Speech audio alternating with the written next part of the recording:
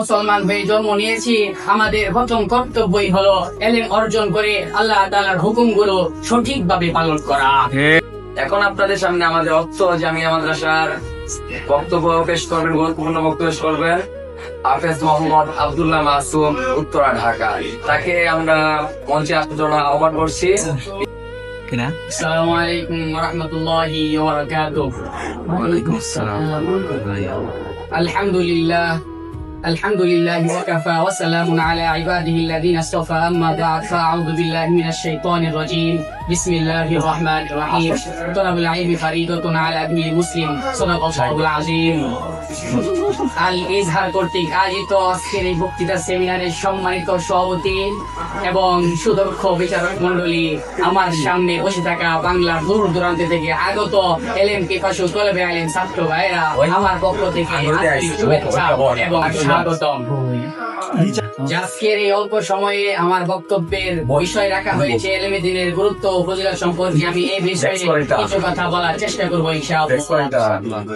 যে শুরুতেই এলেম হচ্ছে এমন এক আলৌকিকতা যা অন্ধকার আত্মাকে আলোকিত করে দেয়। আল্লাহ তাআলা কোরআনের মাঝে প্রথম আয়াতটি নাযিল করেন ইকরা, অর্থাৎ পড়ো। এর মাধ্যমে প্রমাণিত হয়ে যায় যে ইসলামের জ্ঞানের গুরুত্ব কত অপরিসীম।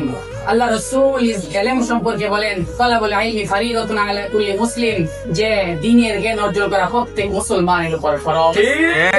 আমরা যদি এলেম না অর্জন করি তাহলে হালাল পথ আমরা পাবো না, হারাম পথ খুঁজে পাবো না, আমরা ভালোভাবে চলতে পারবো না, আল্লাহর রাস্তায় চলতে পারবো না, মানুষকে ভালো পথের দিকে এগিয়ে নিতে পারবো না।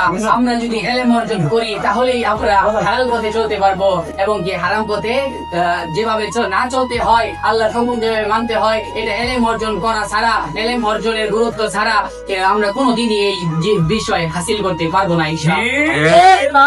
এলেম করতেই হবে, এলেম অর্জন ছাড়া বিশ্বের মাঝে আমাদের কোনো ঠাঁই নাই। আমরা মুসলমান হয়ে জন্ম নিয়েছি, আমাদের প্রথম কর্তব্যই হলো এলেম অর্জন করে আল্লাহ তাআলার হুকুমগুলো সঠিকভাবে পালন করা। এলেম অর্জন করা ছাড়া আল্লাহ তাআলার আমল করে তাদের আমলের মধ্যে ত্রুটি থাকে।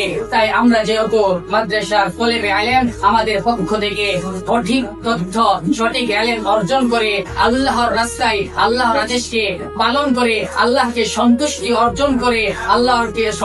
অর্জন করে জান্নাতে যাওয়ার তৌফিক দান করে দিক। আমিন। ওয়া আখির দাওয়ানা আলহামদুলিল্লাহি রাব্বিল আলামিন।